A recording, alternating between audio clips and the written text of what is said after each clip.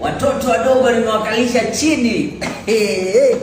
Tumeandika 3 history. Sasa hivi unajua sasa hii Guinness Book of Records wanafaa kuwa sasa wananitafuta, wanashangaa naishi Nairobi wapi. 3 records broken. Ever since muziki ya Kenya ianze. Ever since muziki ijulikane ya Kenya.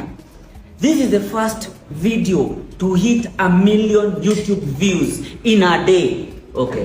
Ni na few, sasa ndio tunaingia the second day. Lakini this is the most watched Kenyan music video in that short time. That is the song Seti. Rekodi ya pili ambayo tumevunja.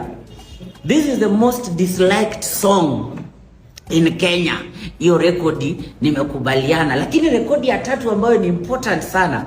I have broken the record of being the most loved Kenyan artist.